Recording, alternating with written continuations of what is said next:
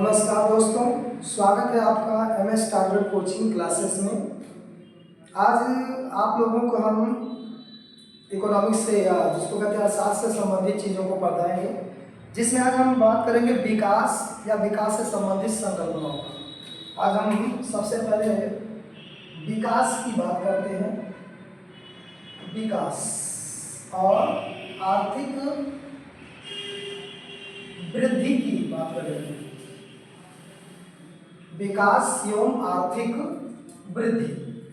देखिए यहाँ पर हम समझेंगे कि विकास और आर्थिक समृद्धि, जब आप लोग आइडियल न्यूज़पेपर या राजनीतिक तौर से भी चीज़ें प्रचलन में बनी रहती हैं, तो हम देखने का यहाँ पर प्रयास करेंगे कि विकास और आर्थिक वृद्धि में अंतर क्या होता है। तो एक अगर कंसेप्चुअल दृष्टि से देखते हैं तो अगर विकास की बात किया जाएगा तो ये बहुउद्देशीय शब्द है,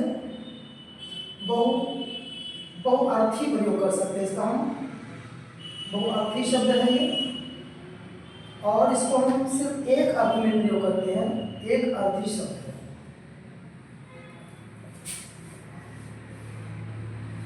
ठीक है, कहने का मतलब है कि विकास जो है वो एक मल्टीपर्पज शब्द है, इसका प्रयोग कई क्षेत्रों से या कई दृष्टि से किया जाता है। और आप देखेंगे कि आर्थिक समृद्धि का प्रयोग एक अर्थ में प्रयोग हो रहा है। इसका उद्देश्य जब भी जीडीपी, जिसको कहते हैं कि जीडीपी में वृद्धि, आर्थिक वृद्धि का मतलब हो रहा है कि जीडीपी में वृद्धि से किया जाता है, जीडीपी में वृद्धि का अर्थ होता है इसका। और विकास का मतलब हो रहा है यहाँ पर सामाजिक,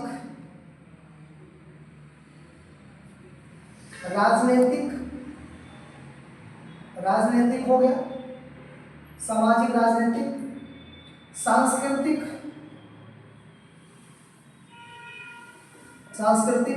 प्रौद्योगिकी, वर्तमान समय प्रौद्योगिकी को भी शामिल करेंगे।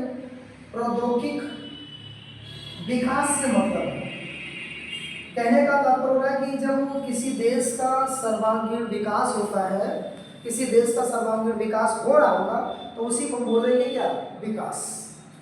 लेकिन जब किसी देश की अर्थव्यवस्था में सिर्फ जीडीपी में वृद्धि हो रही होगी, यहाँ पर इसका अर्थ लिया जाएगा जीडीपी में वृद्धि होने से मतलब है, जीडीपी में वृद्धि होने का एक सीधा से मतलब हो रहा है कि देश की चल अचल संपत्ति में वृद्धि होना, जो हमारे आर्थिक मामलों को मजबूत कर रहा होगा। तो यहाँ का कहने का मतलब हो रहा है कि जब भी किसी विकसित देश या विकासशील की दृष्टि से बात करेंगे तो जितने भी विकसित देश हैं, चाहे अमेरिका हो गया, जापान हो गया, जर्मनी हो गया, ब्रिटेन हो गया, या यूरोप के अन्य कंट्री हो गए, या अन्य देशों ने अपने देश का वो आर्थिक वृद्धि की बात कर रहे हैं। मतलब वो देश चूंकि उनका विकास हो चुका है, वर्तमान समय में उनकी जो आर्थिक अर्थव्यवस्था सिकुड़ रही है, एक तरह से कह सकते हैं उनकी जीडीपी की दर बहुत धीमी चल रही है। तो वो जब भी विकास की बात करेंगे तो उनका कहने का तात्पर्य आर्थिक वृद्धि से मतलब है। लेकिन भारत जैसे देश, भारत हो गया, ब्राजील हो गया, चीन हो गया, इंडोनेशिया हो गया, पाकिस्तान हो गया, बांग्लादेश हो गया, जब भी वो वृद्धि की बात करेंगे तो उनका तात्पर्य होगा विकास मतलब, क्योंकि हमारे देश में सामाजिक, राजनीतिक, सांस्कृतिक, प्रौद्योगिकी विकास की जरूरत है, जिसके दम पर किसी देश का विकास होता है। तो निश्चित तौर पर दोनों में बहुत बड़ा अंतर है। हाँ, हम ये कह सकते हैं कि आर्थिक वृद्धि विकास का ही एक भाग है, बट विकास आर्थिक वृद्धि का भाग नहीं। निश्चित रूप में अब आपको यहाँ पर अंतर करने में कोई दिक्कत नहीं होगी। तो विकास और आर्थिक वृद्धि का अंतर हम लोग देख चुके हैं। अब हम बात करते हैं कि आर्थिक वृद्धि वर्तमान समय में अर्थशास्त्रियों में एक बात होती है, किसी भी देश के नेताओं की बात होती है कि भाई आर्थिक वृद्धि पहले हो जाएगा, आर्थिक वृद्धि जैसे जैसे होगा देश का विकास होता हुआ चला जाएगा। तो आर्थिक वृद्धि में वृद्धि होने का मतलब यहाँ पे जीडीपी से लिया जाता है। जीडीपी, देखिए जीडीपी का फुल फॉर्म होता है gross domestic product, gross domestic product, जिसकी हिंदी बनती है सकल घरेलू उत्पाद, इसको बोलते हैं सकल घरेलू उत्पाद। देखिए इसकी परिभाषा अगर हम बनाते हैं तो यहाँ पर परिभाषा बनाने का हम प्रयास करते हैं, या प्रोफेसर मार्शल ने जीडीपी की परिभाषा बहुत अच्छी परिभाषा दिया है, जिसमें उन्होंने कहा है कि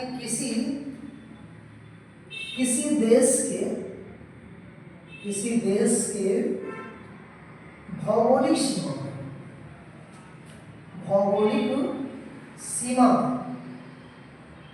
सीमा में वहाँ के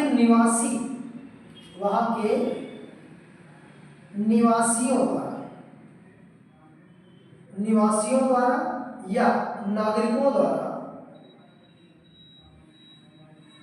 एक वित्तीय वर्ष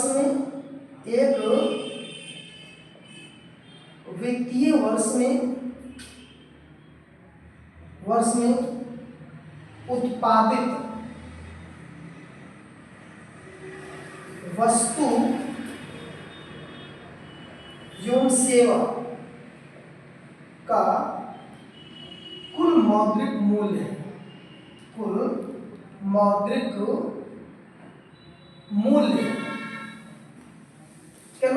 किसी देश के भौगोलिक सीमा में, जैसे हमारा देश है तो हमारे देश के चारों तरफ की जो भी बॉर्डर है, इस बॉर्डर में जो निवास करने वाले, यहाँ ध्यान दीजिएगा, किसी भी देश में जो निवास करते हैं वहाँ पर आप देखेंगे नागरिक भी होते हैं, वहाँ पर निवासी होते हैं, दोनों में अंतर कर लेते हैं। बाकी में जैसे हमारे देश की बात होती है, हमारे देश में श्रीलंका के लोग भी निवास कर रहे हैं, नेपाल के लोग भी हैं, या अन्य देश के लोग भी निवास कर रहे हैं, तो वो यहाँ के निवासी, यहाँ के नागरिक नहीं है। और यहाँ के जो मूल निवासी हैं उनको हम यहाँ पे क्या कह सकते हैं, नागरिक बोल सकते हैं। यहाँ पे दोनों लोग निवास करते हैं, तो यहाँ पे मैंने वहाँ पर ये बताया उन्होंने कि निवासियों और नागरिकों का द्वारा एक वित्तीय वर्ष का मतलब हो रहा है कि चाहे वो 2025-26 ले लीजिए, 2023-24 ले लीजिए, या 24-25 ले लीजिए, कोई भी वित्त वर्ष में, किसी भी वित्त वर्ष में उत्पादित वस्तु एवं सेवा का कुल मौद्रिक मूल्य क्या होता है, जीडीपी। कहने का था वो किसी देश की भौगोलिक जो सीमा होती है, वहाँ के जो नागरिक होते हैं, उन नागरिकों के द्वारा उत्पादित जो वस्तु एवं सेवा होती है उसको बेच दिया जाए, और बेचने के बाद में जो टोटल पैसे मिलेगा या जो टोटल अमाउंट्स मिलेगा उसी को क्या बोलते हैं, जीडीपी बोलते हैं। देखिए बात सही है कि किसी देश की जीडीपी उसके नागरिकों के ऊपर निर्भर करती है, इसीलिए कहा जाता है, इकोनॉमिक्स का सिद्धांत कहता है कि मांग बढ़ने पर किसी वस्तु का उत्पादन बढ़ेगा, उत्पादन बढ़ने से रोजगार बढ़ता, रोजगार बढ़ने से फिर एक संचयी प्रक्रिया चलती है। रेगन नरकसे ने तो विकासशील देशों के लिए यही कहा कि भारत जैसे या अविकसित देशों की जो परेशानियां हैं वहाँ पे मांग की कमी है। तो हम गिनाना देखते हैं कि जीडीपी का मतलब यहाँ पर ये होगा। देखिए बात ठीक है, जीडीपी में वहाँ किसी भी देश की वास्तविक इनकम को नहीं दर्शा रहा। जीडीपी जो होती है किसी देश के वास्तविक आय को नहीं दर्शाती। क्यों? क्योंकि आपको बनेगा ना कि यहाँ पर नागरिक भी होंगे और निवासी होंगे, यहाँ पे निवासी मतलब विदेशों के लोग भी हैं। तो ये जो निवासी हैं भाई, जो पैसा कमाएंगे तो निश्चित तौर पे कुछ ना कुछ हिस्सा वो अपने देश भेजेंगे, और यहाँ की बात होती है यहाँ के लोग होंगे तो ये अपना जो भी कमाएंगे यहीं पर इन्वेस्टमेंट करेंगे या यहीं पर खर्च करेंगे। तो निश्चित तौर पर ये तो हम, और ये भी सत्य है कि हमारे देश को ले लेते, हमारे देश के लोग विदेशों में भी काम करते हैं। आप देखेंगे सऊदी अरब हो गया, ब्रिटेन, आज संगठित कामगार भारत के अधिकांश क्षेत्र मध्य एशियाई देशों में गए हैं। भारत के जो ट्रेंड लोग हैं जैसे डॉक्टर, इंजीनियर, वकील आदि लोग हैं, ये अमेरिका जैसे देशों में आपका सबसे बड़ा दो क्या है, आईटी सेक्टर में आप देखेंगे कि विदेश, भारत के कई लोग विदेशों में बड़े पैमाने पर काम कर रहे हैं। वर्तमान कंडीशन में देखा जाए तो विश्व में सबसे बड़ा आदिवासी भारतीयों का समूह सबसे बड़ा समूह के रूप में उभर कर आया है, और यही रीजन तक भारत प्रवासियों से जो रेमिटेंस जिसको बोलते हैं कि वो प्राप्त करने वाला दुनिया का पहला देश है। तो अब भारत के जो नागरिक विदेशों में हैं उनकी आय को यहाँ पे जोड़ेंगे, और जो भारत में विदेशों के लोग हैं उनकी आय को वहाँ पर माइनस किया जाएगा। तो यहाँ पर अगर हम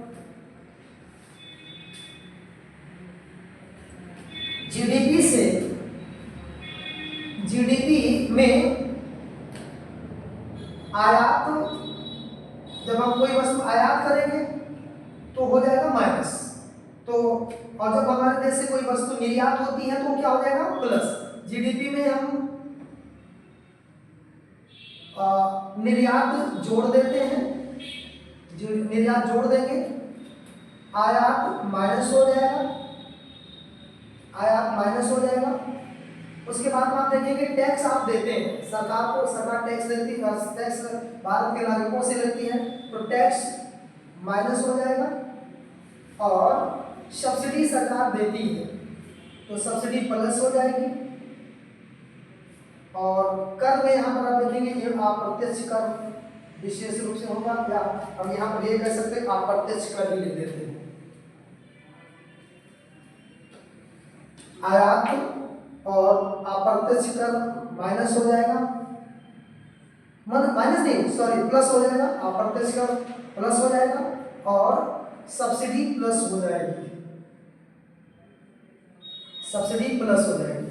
तो देखो जीडीपी में विदेशों से जो आय प्राप्त होती है या भारत के लोग विदेशों में रह रहे हैं उनसे जो इनकम आय प्राप्त होती है उसको निर्यात में ही शामिल कर लेते हैं। और भारत के जो निवासी हैं या भारत में रहने वाले जो विदेशी हैं, चूंकि वो अपना पैसा विदेश में अपने घर भेजते हैं, अपने देश में भेजते हैं, तो चूंकि उसको आयात में शामिल कर दिया जाएगा। चूंकि आयात में शामिल करने का मतलब हो रहा है कि आयात जब वही होगा तो देश से पैसा बाहर जाता है, तो आयात माइनस होगा। अप्रत्यक्ष कर जो होगा तो चूंकि भारत सरकार जो भी भारत के या नागरिकों से जो इनडायरेक्ट टैक्स वसूलती है तो वो जुड़ जाएगा। सब्सिडी भारत सरकार देती है तो चूंकि सॉरी यहाँ पर भी थोड़ा सा मिस हो रहा है, ये माइनस हो जाएगा, सब्सिडी माइनस हो जाएगा। तो इस प्रकार हमें जो प्राप्त होगा उसी को हम बोलते हैं क्या, एनपी, राष्ट्रीय आय।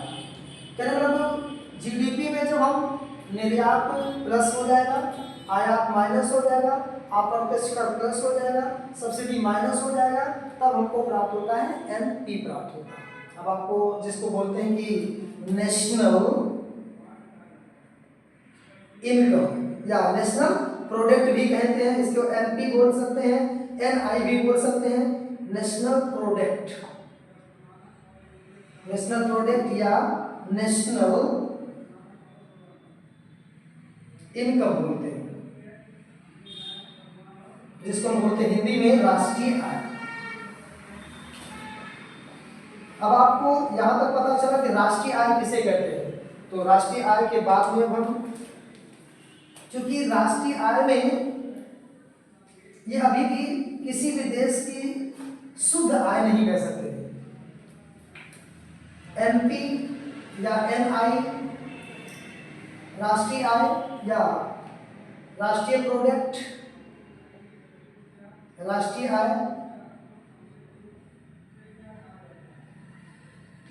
में जब हम डिप्रिसिएशन हटाते हैं, जिसको कहते हैं मूल्यह्रास,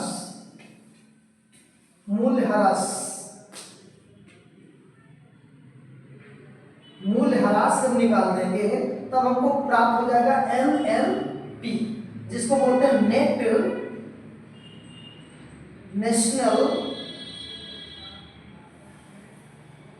प्रोडक्ट, प्रोडक्ट जिसको बोलते हैं शुद्ध राष्ट्रीय आय कहते हैं। तो किसी भी देश की वास्तविक आय इसी को कहते हैं, या किसी भी देश की वास्तविक आय कहलाती है। अब इसी पर किसी देश का खर्चा या अन्य या जो भी सरकार योजनाएं चलाती है तो शुद्ध राष्ट्रीय आय पर ही किसी देश की वास्तविक आय का या योजनाओं का चला जाता है। तो अब आपको जीडीपी हो गया मालूम हो गया, आपको एनपी मालूम हो गया या एनआई मालूम हो गया, आपको एनएनपी मालूम हो गया। अब आगे हम देखते हैं मूल्यह्रास को डी से दर्शाते हैं, ये भी है, मूल्यह्रास को डी से दर्शाते हैं, जिसको बोलते हैं डिप्रिसिएशन बोला जाता है। चलिए अब आपको जब राष्ट्रीय आय मालूम हो गया या शुद्ध राष्ट्रीय आय मालूम हो गया, तो चूंकि अब हमको जब शुद्ध राष्ट्रीय आय मालूम हो गया है या जिसको हम एनपी कहते हैं, एनपी को अगर हम टोटल जनसंख्या, टोटल पॉपुलेशन या राष्ट्रीय आय को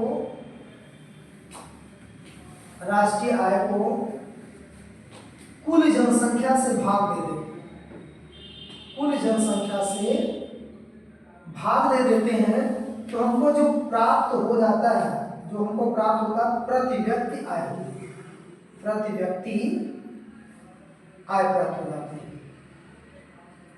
तो अगर राष्ट्रीय आय को हम कुल जनसंख्या से भाग दे देते हैं तो प्रति व्यक्ति आय प्राप्त हो जाती है, जिसको हम बोलते हैं पर कैपिटा इनकम भी बोला जाता है। निश्चित तौर पर अगर प्रति व्यक्ति आय की दृष्टि से देखा जाए तो हमारा देश टॉप 10 के बाहर हो जाता है। अगर जीडीपी की दृष्टि से देखा जाए तो भारत हमारा 5वें नंबर पे आता है, पहले स्थान पे अमेरिका है।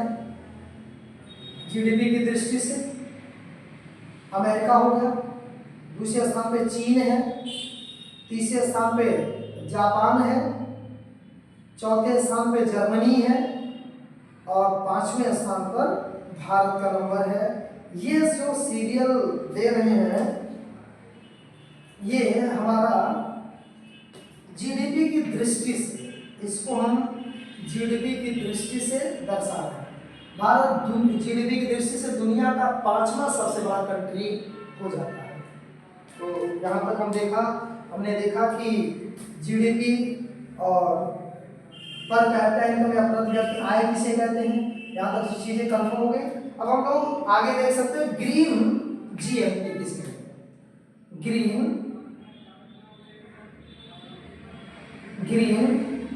GMP, GMP. देखिए ग्रीन जीएमपी का अर्थ जब भी होगा कि ग्रीन मतलब हरित सकल घरेलू या सकल राष्ट्रीय उत्पाद, इसकी हिंदी बनती है हरित सकल राष्ट्रीय उत्पाद। देखिए यहां से सीधा से मतलब है कि हम जीडीपी का विकास तो करेंगे, कोई भी देश अपने देश के विकास तो करेगा तो एक तरफ वो जीडीपी को रखेगा और दूसरी तरफ वो क्या रखेगा, जिसको कह सकते हैं कि पर्यावरण को रखेगा। मतलब कोई भी देश जब भी विकास करेगा, अपने देश की आर्थिक वृद्धि पर ध्यान देगा तो जीडीपी में वृद्धि तो करेगा बट पर्यावरण की भी सुरक्षा करना पड़ेगा। पहले मतलब जीडीपी और पर्यावरण को जब मिलाकर विकास करते हैं तो उसे बोला जाता है ग्रीन जीएनपी बोला जाता है। तो ग्रीन जीएनपी का मतलब हो रहा है कि हम विकास तो करेंगे लेकिन जंगलों को, पेड़ पौधों को, जीव जंतुओं आदि को मारकर हम विकास नहीं कर सकते हैं। तो उसी को बोलते हैं कि ग्रीन जीएनपी किसे कहते हैं। अब हम इसको थोड़ा से और अभी आगे वाली संकल्पना में हम स्पष्ट कर ले रहे हैं। अभी आपने देखा था कि विकास, आर्थिक समृद्धि, विकास की बात इसके पहले हमने देखा और आर्थिक समृद्धि देखा। अब इसके आगे की एक और स्थिति होती, भाई सभी देशों में औद्योगिक क्रांति के बाद में देखा गया कि यूरोप के सभी देश काफी तेज गति से विकास किया, बट विकास का एक फायदा तो हुआ, सामाजिक सुधार हुआ, राजनीतिक स्थिरता आई, सांस्कृतिक दृष्टि से देश का या उन देशों का विकास हुआ। लेकिन एक तो नुकसान हुआ, विकास तो हो गया, आर्थिक वृद्धि हुई, उनके पास पैसे काफी हो गए, उनकी बड़ी बड़ी इमारतें खड़ी हो गई, बट हुआ क्या कि नुकसान होना शुरू हो गया पर्यावरण। भाई आप चाहे कितना भी पैसा कमा लो, पर्यावरण की दृष्टि से अगर हमारा पर्यावरण प्रदूषित हो गया, हमारा वायु गंदा हो गया, हमारा जल खराब हो गया या पानी पीने की योग्य नहीं होगा, तो जो भी जल पिएंगे, जो भी पानी यूज करेंगे तो निश्चित तौर पे बीमारियां हो जाएंगी। और बीमारियों को होने का दुष्परिणाम ये होगा कि हम कितने भी पैसे हो जाएगा या कोई भी देश कितना भी विकसित हो जाएगा, उसका अधिकांश पैसा उसकी बीमारियों में खर्च होगा, तो उसका विकास कोई विकास कहलाने के योग्य नहीं रहेगा। तो आप देखेंगे कि आर्थिक समृद्धि पर सभी देशों ने फोकस किया, विकास को भी बढ़ाया, बट जैसे जैसे विकास बढ़ता गया पर्यावरण नुकसान होता हुआ चला गया। आप देखेंगे 1987 में एक रिपोर्ट आएगी, ब्रुकलैंड रिपोर्ट, ब्रुकलैंड रिपोर्ट आएगी 1987। इस रिपोर्ट में एक उसका थीम जो दिया था, उनमें जो एक स्लोगन कह सकते हैं, उसका नाम था आवर कॉमन फ्यूचर। उन्होंने नारा दिया कि हमारा साझा भविष्य, आवर कॉमन फ्यूचर। भाई सभी लोगों का भविष्य सुरक्षित हो, ये ब्रुकलैंड रिपोर्ट बताती है। और ब्रुकलैंड रिपोर्ट में सबसे पहली बार उन्होंने कहा कि भाई विकास तो होना चाहिए, आर्थिक समृद्धि होनी चाहिए, बट इस तरह का विकास ना हो कि आने वाली पीढ़ियों को नुकसान हो। तो वहां पर इस ब्रुकलैंड रिपोर्ट में एक शब्द बनाएगा जिसको कह सकते हैं कि सतत विकास कह सकते हैं, सतत विकास। यद्यपि सतत विकास की जो बात आएगी वो प्रथम पृथ्वी शिखर सम्मेलन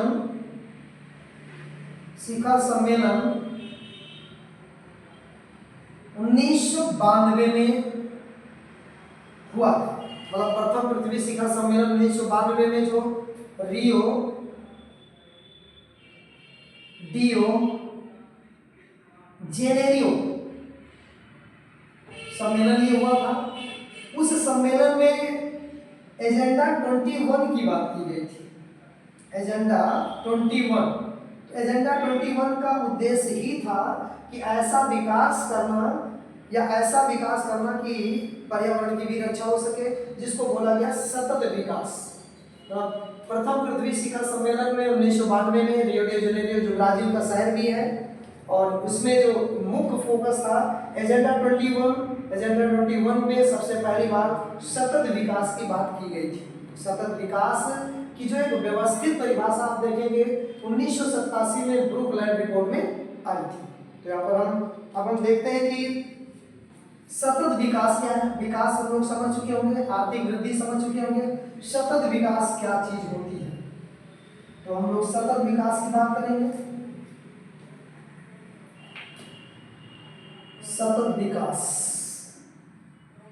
इसी को धारणीय विकास भी कहा जाता है।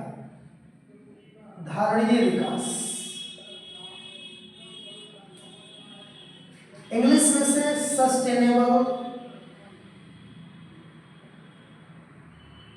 डेवलपमेंट भी कहते हैं। डेवलपमेंट, सस्टेनेबल डेवलपमेंट कहते हैं। सतत विकास या धारणीय विकास, भाई इसकी हम संकल्पना समझने का प्रयास करते हैं।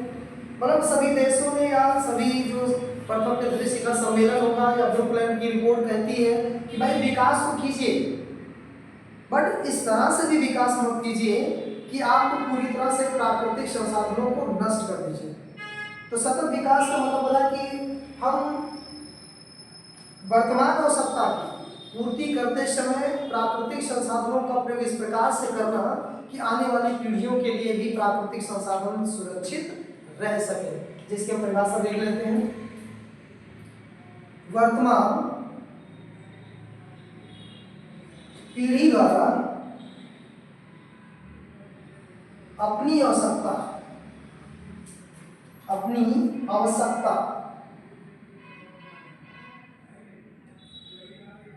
की पूर्ति इस प्रकार से करना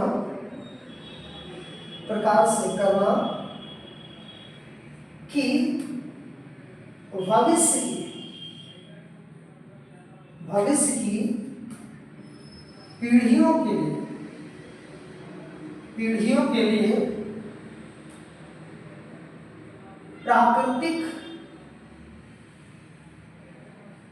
संसाधन सुरक्षित रहे।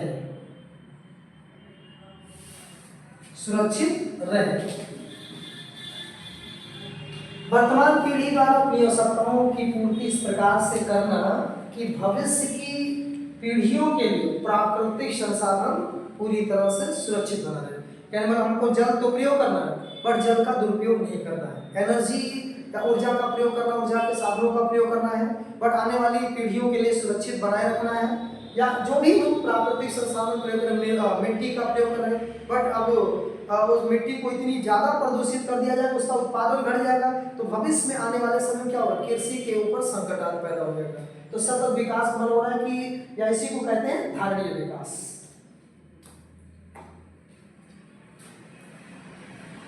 अब हम सतत विकास के जब अवधारणा चली, सतत विकास की बात होने लगी, तो सतत विकास में भी लोग फायदे तो सबको मिले, बट कहीं कहीं एक और संकल्पना निकल कर आएगी जिसको बोलते हैं समावेशी विकास। समावेशी एवं सतत विकास। देखिए दोनों में थोड़ा सा डिफरेंसेस है। सतत विकास का मतलब हो रहा है कि वर्तमान आवश्यकता की पूर्ति करने के लिए हमें प्राकृतिक संसाधनों का इस प्रकार से प्रयोग करना है कि आने वाली पीढ़ियों के लिए संसाधन पूरी तरह से सुरक्षित रहे। यहाँ तो ये है।